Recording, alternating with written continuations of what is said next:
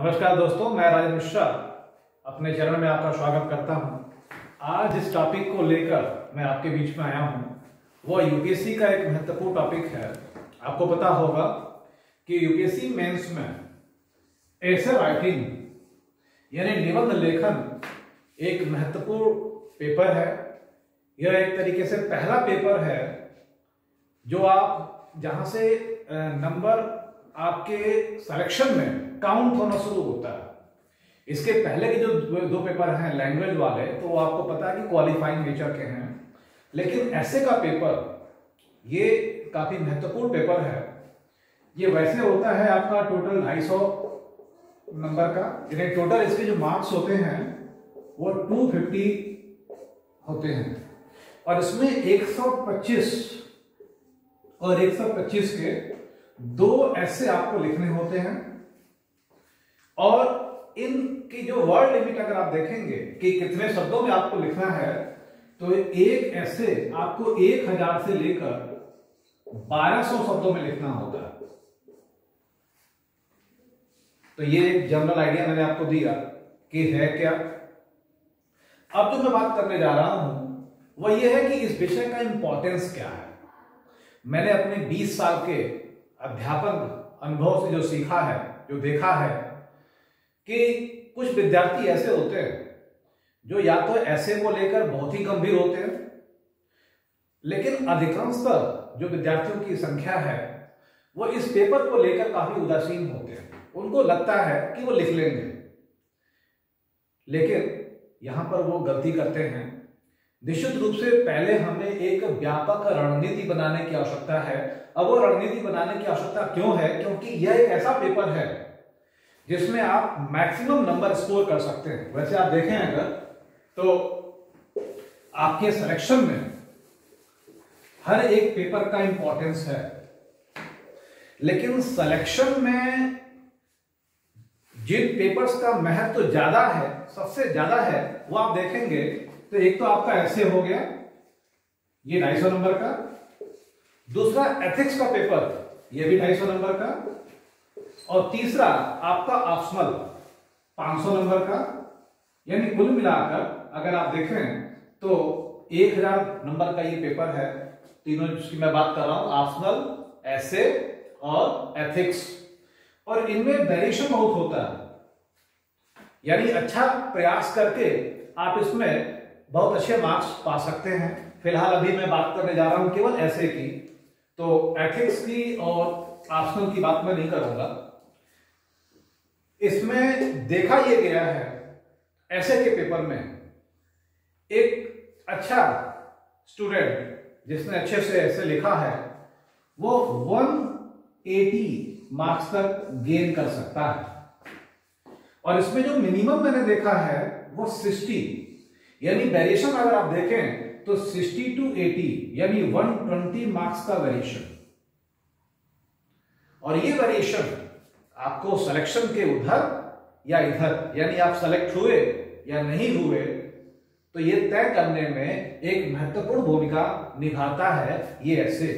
और ये बताने का जो उद्देश्य था मेरा वो ये था कि आप इस विषय की महत्ता को समझें और एक टारगेट लेके चलें कि आपको ऐसे राइटिंग में, ऐसे के पेपर में कम से कम 150 स्कोर करना है, और ये कर सकते हैं।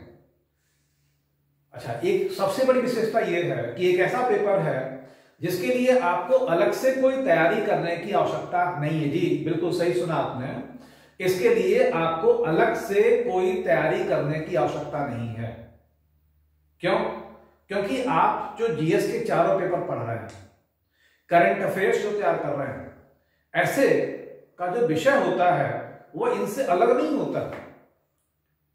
केवल आपको समझना क्या है कि इनका प्रॉपर प्रेजेंटेशन कैसे करना, आपको इसको लिखना कैसे है, राइटिंग स्किल क्या हो, किन चीजों को आप ध्यान दें, ताकि आपका यह पेपर 250 नंबर का यह बिना प्रयास के केवल आपके थोड़ा सा दृष्टिकोण इस दिशा में हो जाए तो आप इसको आसानी से कर सकते हैं।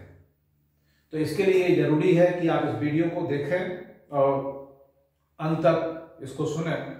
थोड़ा सा लंबा हो सकता है क्योंकि इसमें मैंने कोशिश ये की है कि जो जिज्ञासाएं होती हैं, जो जिज्ञासा होती है विद्यार्थियों की ऐसे को लेकर, उन समस्त जिज्ञासाओं का समाधान किया जाए।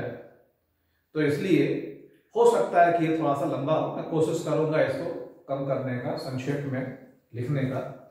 तो सबसे पहले जो मैंने आपको बताया ऐसे राइटिंग के बारे में कि ये पेपर कितने अंकों का होता है, इसका इंपॉर्टेंस क्या है। तो इंपॉर्टेंस में एक तो इसमें वेरिएशन ज्यादा है, हम इसमें अच्छा नंबर स्कोर कर सकते हैं।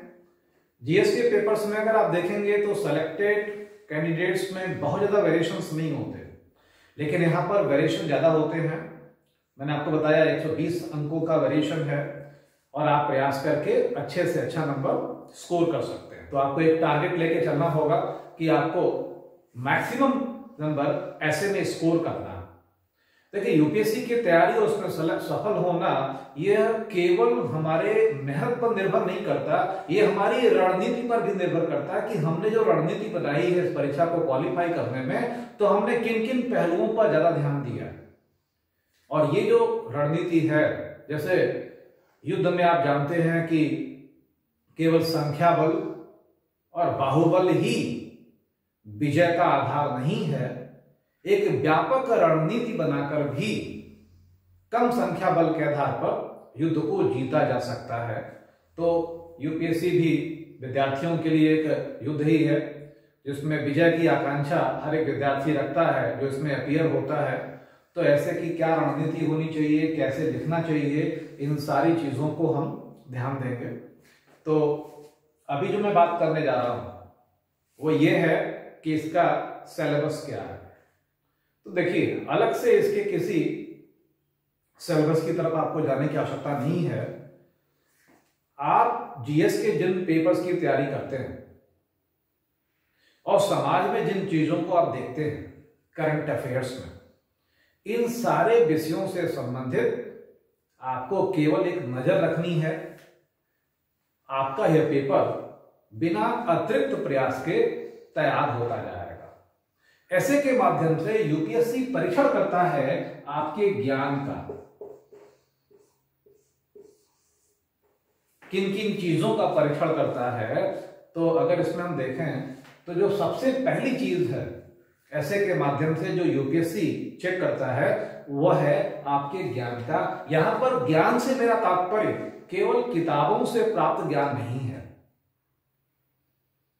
इसमें किताबों से प्राप्त ज्ञान के साथ ही साथ हम डे टू डे लाइफ में जो खुद अनुभव के द्वारा ज्ञान प्राप्त करते हैं, या जो चीजों पे हमारी जो नजर होती है, हमारा जो अनुभव होता है, हमारी जो समझ होती है, यहां पर उस ज्ञान का भी महत्व है। तो सबसे पहला बिंदु इसमें है हमारे ज्ञान का परीक्षण होता है। दूसरी चीज हमारी विश्लेषण क्षमता, एनालिसिस करने की जो पावर है, हमारी किसी विषय को एनालाइज करने की जो हमारी कैपेबिलिटी है, हमारी जो क्षमता है, उसका परीक्षण भी यूपीएससी के द्वारा निबंध के माध्यम से किया जाता है। तीसरी चीज जो यूपीएससी देखता है वह यह है कि हमारा किसी विषय को देखने का दृष्टिकोण कितना व्यापक है, किन किन पहलुओं, मतलब कौन कौन से ऐसे एंगल्स हैं जिनके आधार पर हम किसी विषय को देख सकते हैं या उसका विश्लेषण कर सकते हैं। यानी हमें बहुआयामी दृष्टिकोण, हमारे अंदर बहुआयामी दृष्टिकोण है या नहीं है, इसका परीक्षण भी इस निबंध के माध्यम से यूपीएससी के द्वारा किया जाता है। साथ ही साथ अगर आप देखेंगे तो हमारी जो रचनात्मक क्षमता है, जो हमारी क्रिएटिविटी है, ऐसे में हमारे ऊपर कोई लिमिटेशन नहीं है, हम स्वतंत्र हैं और हम इसका लाभ उठाकर अपनी संपूर्ण समझ और अपने संपूर्ण ज्ञान को बिना किसी बाधा के, बिना किसी बंधन के हम व्यवस्थित क्रम में प्रस्तुत कर सकते हैं और अपने अंदर जो रचनात्मक क्षमता है उसका भी प्रदर्शन कर सकते हैं। इसके अलावा एक अच्छा ऐसे लिखने के लिए क्या क्या होना चाहिए, इसको भी देखना होगा हमें। देखिए अच्छा, इसको मैं बताऊं कि अच्छे ऐसे के पार्ट क्या क्या होंगे, क्या क्या होना चाहिए। उसके पहले जो यूपीएससी की जो गाइडलाइन है ऐसे के संदर्भ में वो क्या है वो जान लीजिए, वो ज्यादा अच्छा होगा आपके लिए। तो यूपीएससी की जो गाइडलाइन है वो ये है कि आप जो लिखने का प्रयास करेंगे तो आपको क्या करना, विषय के निकट पहुंचने की कोशिश करनी है। यानी आपको ये ध्यान देना है कि जिस विषय पर ऐसे आपको पूछा गया है उसका दृष्टिकोण क्या है, यानी उस विषय को समझकर और उसके अनुसार हमें अपने ऐसे को लिखना होगा। यह नहीं कि पूछा कुछ गया लिखा कुछ रहे हैं, तो ऐसे काम नहीं चलेगा। हमें उस विषय के करीब पहुंचना होगा। अगर हम एग्जैक्ट न भी पहुंच पाए, क्योंकि यूपीएससी की भाषा बहुत सरल नहीं होती, लेकिन उस विषय को समझकर उसके निकट पहुंचने की कोशिश करनी होगी। और दूसरी चीज, हमें भाषा ऐसी रखनी होगी, यानी हमारा जो प्रेजेंटेशन होना चाहिए वो सरल होना चाहिए। हम क्या कहना चाह रहे हैं आपको अच्छी तरीके से पता है कि अगर आप किसी से बात करना चाह रहे हैं या बात कर रहे हैं तो कन्वर्सेशन सबसे इफेक्टिव क्या होता है? कन्वर्सेशन इफेक्टिव तब होता है जब बात सीधी सीधी की जाए, सरल शब्दों में सीधे से कहा जाए, तो ये सबसे इफेक्टिव प्रेजेंटेशन होता है। आपने एक फिल्म देखी होगी 3 इडियट्स, तो उसमें था ना कहना क्या चाहते हो। तो ये है कि हमारा जो प्रेजेंटेशन होना चाहिए वो सिंपल होना चाहिए, उसमें कॉम्प्लिकेशन नहीं होना चाहिए कि अनावश्यक जटिल शब्दों का प्रयोग किया जाए और बात को घुमाने की कोशिश की जाए। इसकी आवश्यकता ऐसे में नहीं होती है। तो विषय के निकट हो, सरल हो और साथ ही साथ उसमें अपने तर्क के लिए हमें प्रमाण भी देने होंगे, यानी डाटा का भी प्रेजेंटेशन करना पड़ेगा। लेकिन एक चीज ध्यान दीजिएगा कि डाटा का मतलब ये नहीं कि केवल हम डाटा दिए जा रहे हैं। अगर हम कोई तर्क दे रहे हैं तो उस तर्क के प्रमाणित करने के लिए हमें डाटा का प्रयोग करना पड़ेगा। तो ये कुछ विशेषताएं हैं जो यूपीएससी चाहता है कि हम अपने ऐसे में रखें, और अगर इन विशेषताओं को समाहित करके हम ऐसे लिखते हैं तो निश्चित रूप से हमारा ऐसे एक बेहतर ऐसे होगा और इसमें हम अच्छे से अच्छे स्कोर कर पाएंगे। अब मैं बताने जा रहा हूं आपको कि अच्छे ऐसे में क्या क्या विशेषता होनी चाहिए। तो किसी ऐसे में कुछ विशेषताएं हैं जिनका प्रयोग करना चाहिए। सबसे पहले मौलिक, यानी मौलिकता हो, एक ओरिजिनल पॉइंट ऑफ व्यू, हम अपना यानी हमारा जो विषय को देखने का जो दृष्टिकोण हो वो हमारा खुद का हो, अपने ऑब्जर्वेशन से। जैसे आपने देखा होगा कि माननीय हमारे प्रधानमंत्री जी ने एक बार कहा था कि किसी गिलास में अगर आधा पानी है तो उसे ये देखने का दृष्टिकोण क्या है। एक दृष्टिकोण तो ये है कि आधी वो गिलास भरी हुई है, आधी खाली है। एक है कि उसमें वो आधा पानी से भरा है और आधा हवा से भरा होगा। तो ये आधा हवा से भरा होगा तो ये क्या होगा, उनकी एक अपनी मौलिक सोच थी। ऐसे हर एक विषय में हमारी एक मौलिक सोच हो सकती है, ओरिजिनल हमारा अपना दृष्टिकोण। तो हमें कोशिश ये करनी चाहिए कि किसी विषय को देखने की का जो नजरिया है उसमें मौलिकता हो। लोग किस दृष्टिकोण से देखते हैं, इन जनरल दृष्टिकोण क्या है उसको देखने का, उस पे हमें जाने की आवश्यकता नहीं है। हम क्या समझते हैं उस विषय को, कितना समझते हैं, हमारी क्या मौलिकता है, इसे हमें समझने की आवश्यकता होगी। इस संदर्भ में मैं आपको एक स्टोरी बताऊं, एक सेलेक्टेड कैंडिडेट की। तो उसमें विकास पर प्रश्न किया गया था, जेंडर इक्वालिटी और विकास की बात थी। तो जेंडर इक्वालिटी और विकास की बात ये थी, तो उसमें उन्होंने प्रश्न किया, एक कहानी बताई कि महिला धन अर्जित करती है और धन अर्जित करने के बाद जो है मतलब सरकार ने और व्यवस्था ने इतना उसे सक्षम बनाया कि वह धन अर्जित कर पा रही है, लेकिन धन का प्रयोग वो अपने अनुसार अपने विवेक से नहीं कर पा रही, किसी न किसी पुरुष संबंधी के विवेक से ही उस धन का प्रयोग हो रहा है। तो क्या यही विकास है? जेंडर इक्वालिटी की जो बात है तो क्या ये जेंडर इक्वालिटी की दिशा में हमारा सकारात्मक कदम है? तो कुल मिलाकर दृष्टिकोण आपका क्या होगा वो तय करता है कि आपके किसी विषय को देखने की समझ कैसी है। तो इसमें ध्यान दीजिएगा कि हमें हमारे अंदर उस विषय को देखने की मौलिकता होनी चाहिए।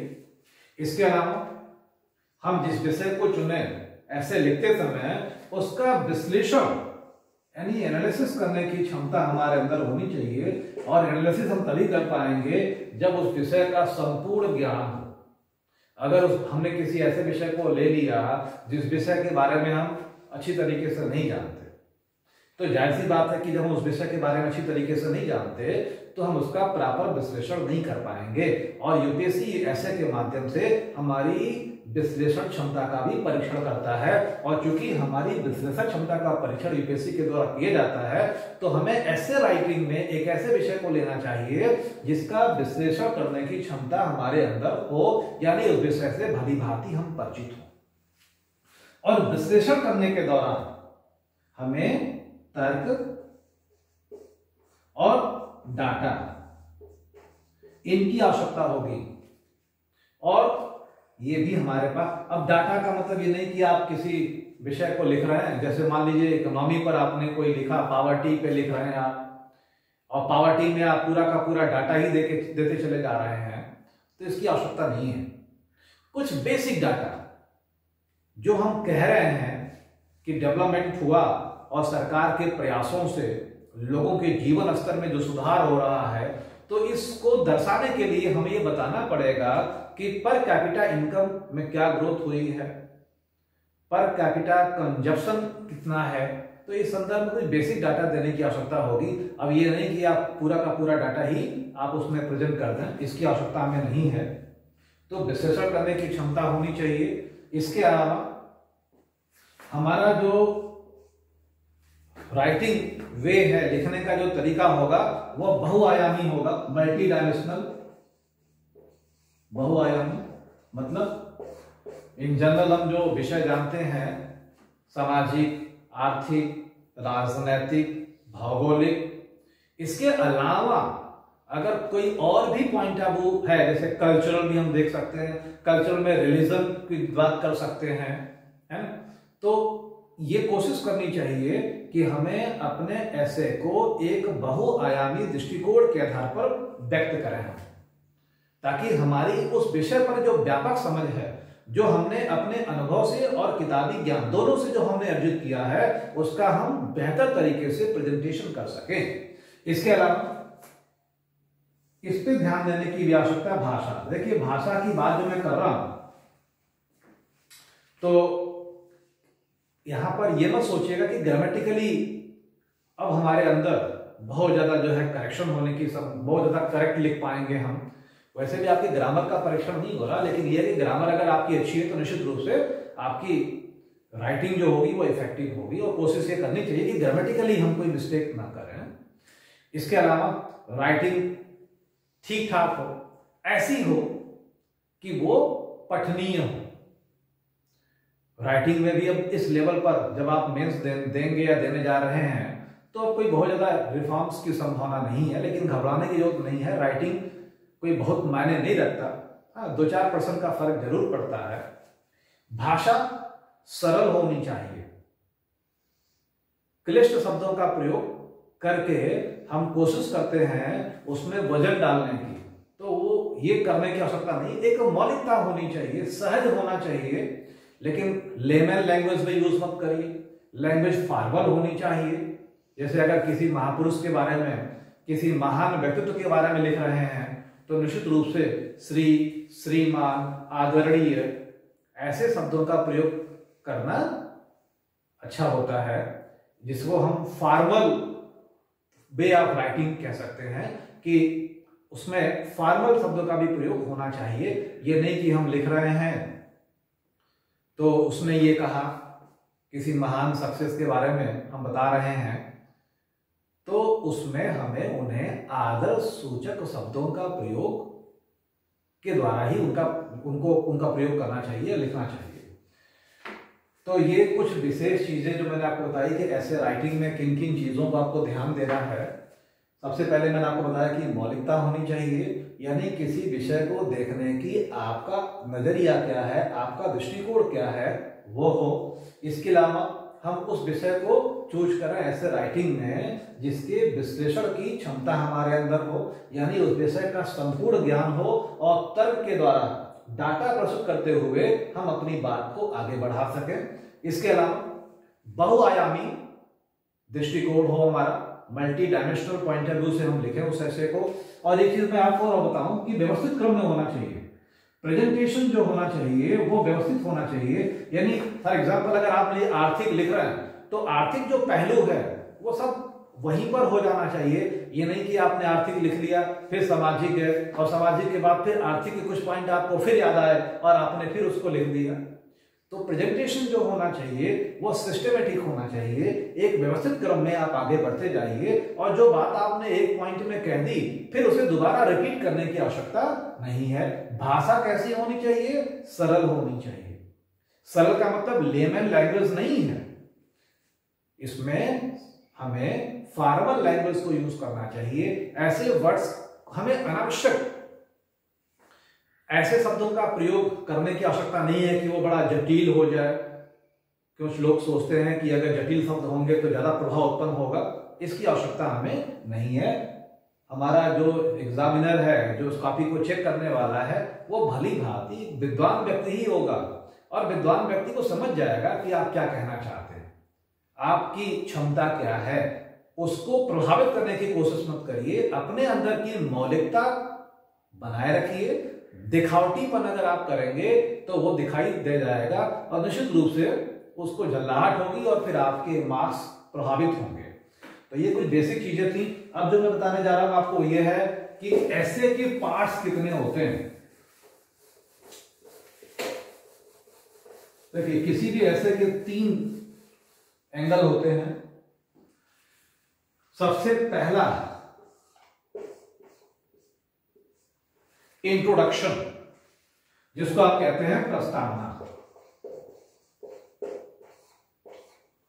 दूसरा होता है मुख्य भाग, मुख्य भाग जिसको आप बॉडी कह सकते हैं। और तीसरा है कंक्लूजन यानी निष्कर्ष। ये 3 हिस्से होते हैं आपके ऐसे राइटिंग के। अब इसमें इंट्रोडक्शन में क्या होगा, क्या समझते हैं इंट्रोडक्शन से, कितना बड़ा होना चाहिए? तो ये कुछ प्रश्न होते हैं विद्यार्थियों के अंदर। तो देखिए अगर आपका ऐसे 1200 शब्दों का है तो आप 150 से 200 शब्दों में आप प्रस्तावना यानी उस ऐसे को आप इंट्रोड्यूस कर सकते हैं। उसमें करना क्या, लिखना क्या है। कई लोगों को देखा मैंने, वो क्या करते हैं कि जो लिखते हैं वो पूरा का पूरा एक समराइज वे में पहले उसको प्रस्तुत कर डालते हैं कि वो लिखने क्या जा रहा है। नहीं, ऐसा नहीं करना। हमें क्या करना है, हमें केवल यह बताना है कि जो आगे हम यहां पे लिखने जा रहे हैं मुख्य भाग में, उसका एक ट्रेलर देना है। हमें उसका एक ट्रेलर देना है। पूरा का पूरा मुख्य भाग अगर हमने यहीं पर शो कर दिया तो एग्जामिनर इसको पढ़ेगा क्यों? अच्छा, 2 चीजें हैं, ध्यान दीजिएगा। एक तो सबसे पहले प्रस्तावना और दूसरा निष्कर्ष। ये इफेक्टिव होना जरूरी है क्योंकि फर्स्ट इंप्रेशन इंट्रोडक्शन से और लास्ट इंप्रेशन कंक्लूजन से।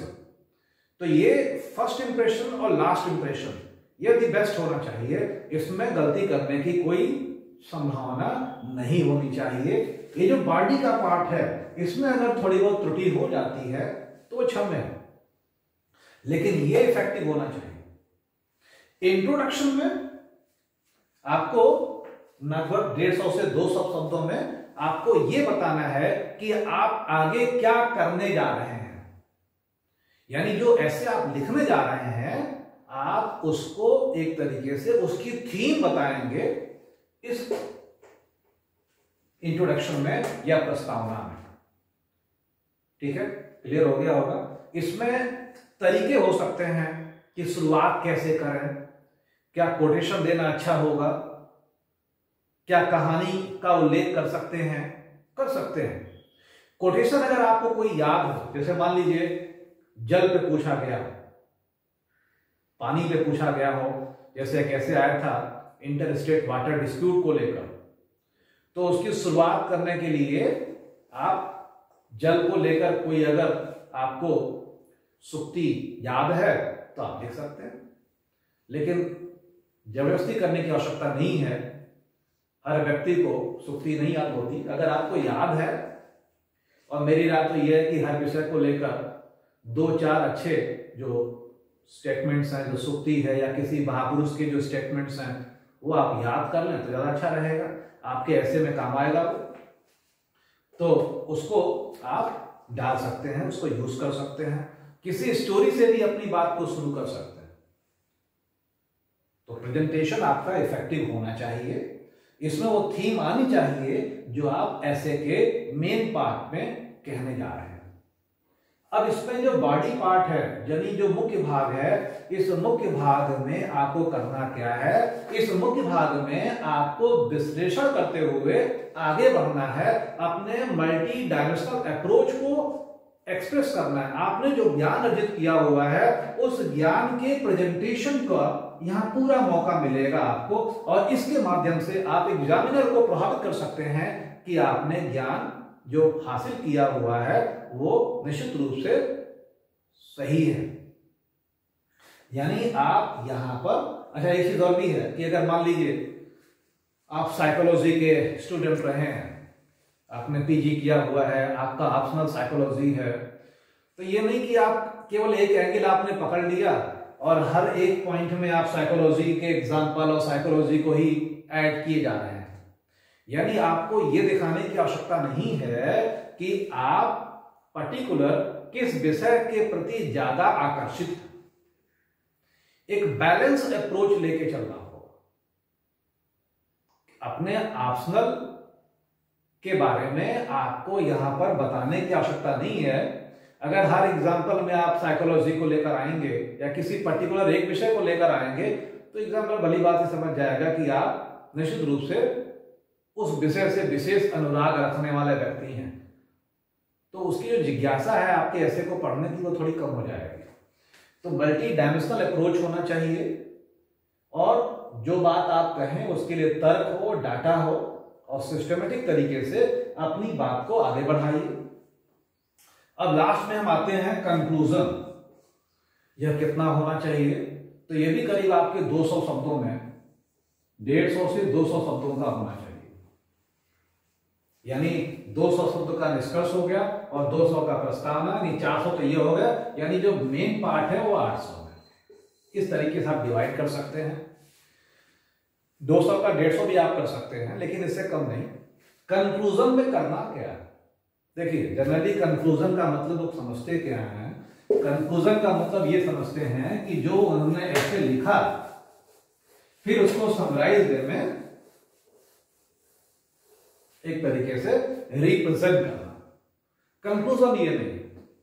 ऐसे क्या कंक्लूजन ये होना होगा कि जो आपने लिखा, जो आपने एनालिसिस की, उस एनालिसिस के द्वारा अपनी राइटिंग जो आपकी है, जिस विषय पे आप किस निष्कर्ष पर पहुंचे, आपको क्या लगता है क्या हुआ। जैसे अगर ट्रांसपेरेंसी इन द गवर्नेंस की बात की जाए कि शासन में ट्रांसपेरेंसी लाने में सरकार कहां तक सफल रही है, इस टॉपिक को लेकर अगर ऐसे हो और हमने लिखा पूरा, तो लिखने के बाद हम जब निष्कर्ष निकालेंगे तो हमारा जो निष्कर्ष होगा वो हमने जो एग्जाम्पल दिए, हमने जो डाटा दिया, उसके बेस पर हम कहां तक पहुंचे, हमने क्या उसमें से सीखा। और एक चीज और भी है कि उसमें पॉजिटिविटी और क्रिएटिविटी, मतलब ये नहीं है कि हम केवल एक निराशाजनक तस्वीर प्रस्तुत कर रहे हैं कि नहीं, ट्रांसपेरेंसी नहीं हो पाई, कुछ भी नहीं हो सकता, इस देश का कुछ नहीं हो सकता, सब कुछ नष्ट हो रहा है, कुछ नहीं हो सकता। इस प्रकार से नकारात्मक विचार हमें निश्चित रूप से अपने से दूर रखना होगा। एक सकारात्मक दृष्टिकोण हमें वहां पर देने की आवश्यकता है।